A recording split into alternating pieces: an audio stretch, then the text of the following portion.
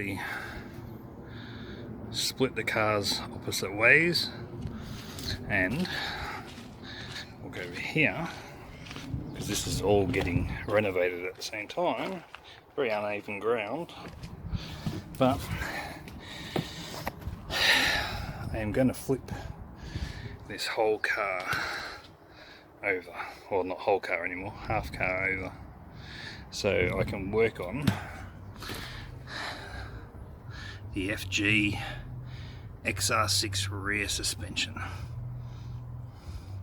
Now, a lot of videos, obviously when the car's complete, they sometimes take it off with a hoist, and also the hard way being on the ground with some stands and jacks. But I think this will be the first one that I'm literally going to flip right over. I may have that window break, who knows yet, but this is the starting procedure of getting that suspension out on the rear. Never done something like this before either, so it's always good to do things new. And yeah, see what the process is of taking a Diff Cradle out off an FG XR6 2010 model upside down. So I'm going to get into that tomorrow. I'm just doing a little bit of filming of it. It's got a few spider webs,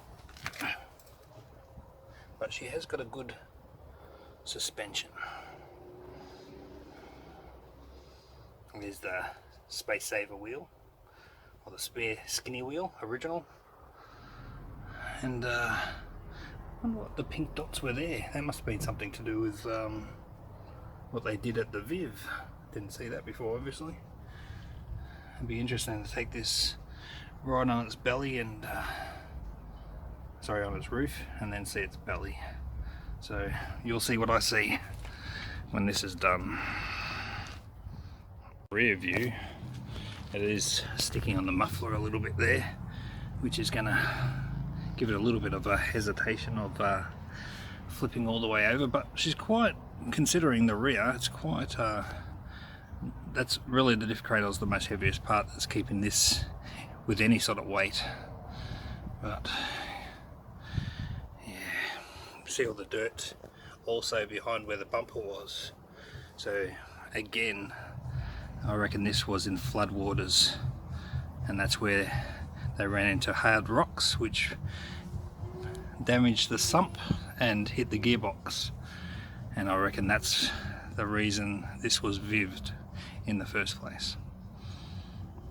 But the reason I really deem the Viv as a scam, because you have to go to Vic Roads and get a roadworthy for the car prior to seeing the Viv. So the car's deemed roadworthy, it should be alright for the road, not the other way around. But yeah, so that's what the car looks like at this current time. So what I've done now is I put the strap right over the top of the roof, locked it onto here, and then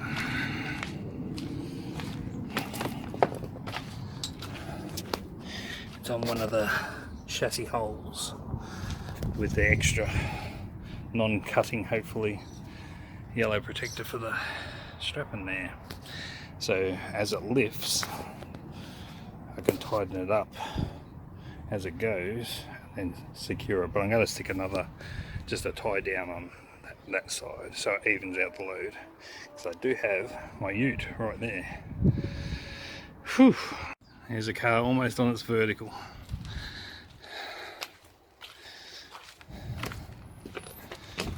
Whew. Look at that, going up. And you definitely can see a lot more of its underbelly. And I'm not sure if that rear window is going to explode or break. Right, not as easy as I thought, but getting there. Okay, almost fully vertical. Go on this other side.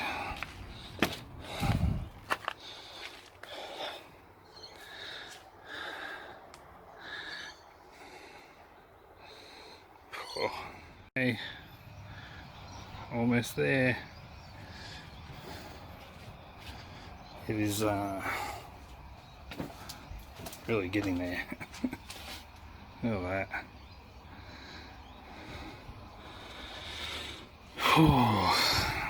Its counterparts helping it. Actually got it practically vertical now. Lots of straps, safety parts that go through the ute, through the middle, and back onto the cab. So yeah, whoa, oh, bit of the inner lining making a noise, but very close. It'll be interesting to see if that window doesn't break. Practically got about 4 guide ratchet ropes guiding each move and pulling each part along as it goes. Going well so far. This FG is more buoyant than the Titanic. It is almost on a total opposite tilt and still wanting to hold there, so yeah, don't stress about flipping your FG too easy. Okay, she's all down. Wow, look at that. So there was a little bit of diff oil coming up along here, but for the most part, and what I also noticed is these are the things they pick on with the Viv. See how he's got the little pink dots, and they're picking on that slight little dint. This is what I mean, you can't get cars perfect. They probably don't even come out perfect like that. And then go to the other side. Where are we? I thought it was on that side. Oh no, 1 second. That was the one from yesterday. But look at this. A dint in there, slight dint. Doesn't hurt its performance, past the roadworthy. But goodness. Not perfect, people, not perfect. So just if you've never seen a Diff Cradle upside down, this is what they look like. Now the reason why with these control arms along here, the whole unit, you can't do these by yourself without dropping the unit. I'll tell you why. Over here, the worst of worst designs is that bolt doesn't have any clearance. See, that's, remember the petrol tank? Remember cutting the lines? So the petrol tank, there's the bolt, and the nut comes off here, like off here, so the bolt has to go that way. And look at that for a gap. No gap. So you literally got to drop your Diff Cradle to change these control arms. Now these control arms were changed for the roadworthy. Cost me $700 because I just didn't have the room, didn't have the means to do it, and thought I'd get the roadworthy, and that's it. Oh, the dirt still. But I replaced these ones, these small ones, these little metal ones, where you can see there. I replaced those two. But this is a past, with bushes and everything, Diff Cradle. So she's upside down now. And the good thing is, the engine hoist is just here. I put a couple of tyres down for it to land on. And the good thing is, it didn't break the windshield. So it's squashed on the tyres, sitting on its roof. It is on a slight angle. So I can easily get to all the bolts, these sort of things, in a lot safer way than being up with the car jacked up and then trying to lower it. So that's the main reason why I did it, because I just don't have the land or good concrete surface to be able to do that, and being cut in half makes it a little bit easier. So once this is all unbolted, which I'll try to document as I go anyway, then I'll use the good old engine hoist. Here's the rider mower with my limited room, and I'll be able to bring the engine hoist over and lift the diff cradle right out, and then somehow try to get it away on this muddy ground. But I have to put a few of these wood planks down to try and make it a bit more slidable. So there's the FG XR6 on its side, so upside down on one end and on its right side on the other side. So could always do a crazy video and weld that to that and do an upside. See how it tried to focus on my finger? Could always make an upside down turn around car just by welding it together. But anyway, things we do. Never thought this car would end up like this, but it's definitely interesting viewing. So I'll piece some more videos together with this one when I start to take that diff cradle out. I have to take those wheels off first. That'll be my very first thing. Okay, so first I'm going to be taking off the 2 shocker bolts. What size are these gears?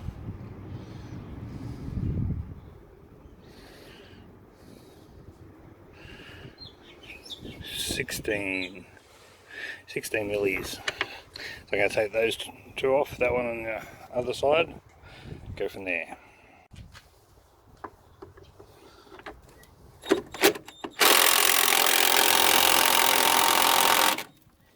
Okay, I might have to crack them a little bit first. One sec.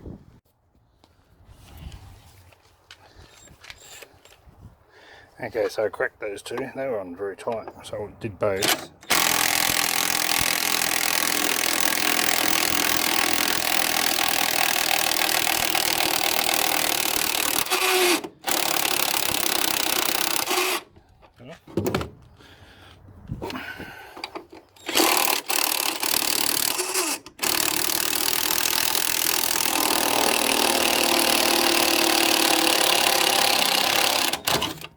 She goes.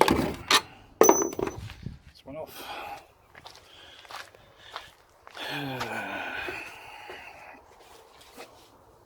And next one.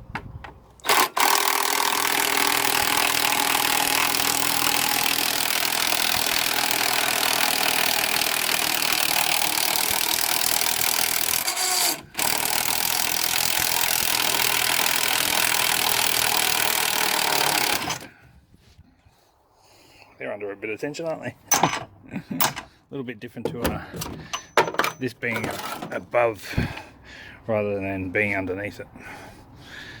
But yeah, let's see what's next. Now these bolts here, there's 2 either side of the spring. I think they're more 18. I'm loosening them with a 19, but I think they're 18. And and they're pretty solid. I'm gonna crack it on this angle that's on this side, so I'm trying to avoid taking off the brake lines as much as possible until I can just release them on the side. I think there's a release them somewhere here, so yeah, anyway, this side now, and doing a nice long bar to definitely got a, unless you got a super strong one and good branded one of these, better to crack them with a bar first. I unscrewed that just a little bit, that's starting to go, but yeah, I've got to crack this one. Now I'm on the other side, I cracked the other one. Now, just for the ones who don't know what cracking means, is just you're sort of like making the tightness not as tight for say like a battery drill and stuff like that, so you're taking a lot of the tension off the actual tightness of the bolt, etc. So this one's cracked now, so I should be able to just stick the drill on, replace the L bar sort of thing. Sort of like an L bar, I guess. Could be a middle bar. Anyway, so I'll put that drill on. Okay, I got the drill on. Let's bring it around.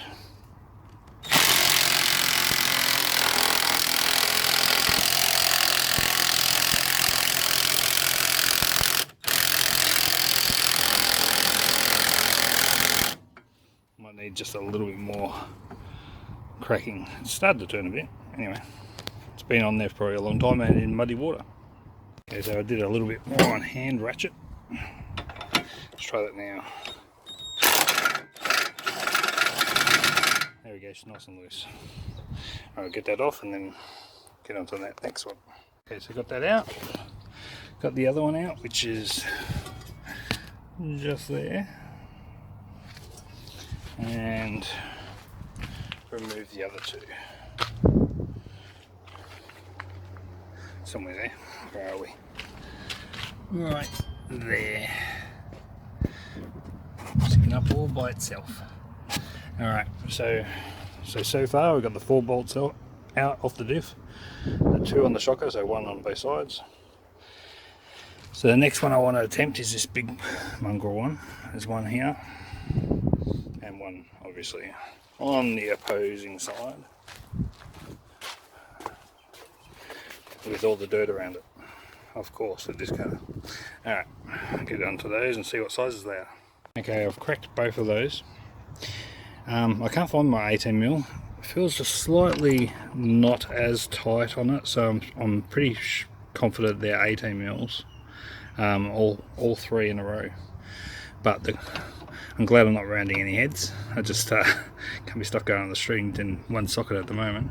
But they are cracking at the moment, so that's good. So that's cracked, and the other one's cracked. Now, when they did these new arms, it's most likely that these, you know, because it's probably been lowered not too long ago, a few months ago. It's not as bad as what they probably could be, but definitely it's good to have a crack bar. So I'll get those out now and go from there. Okay, they're removed. They're both removed. Oh, there's nice dirt again. Far out. And of course the other side, nicely removed, and some more dirt to go with the flavour again. So what's next? What can I do next? I might instead of going for, because I think a lot of times they go for these 3, but I'm thinking to get the most out of the Diff Cradle for someone, because these rubbers, they passed as far as I know.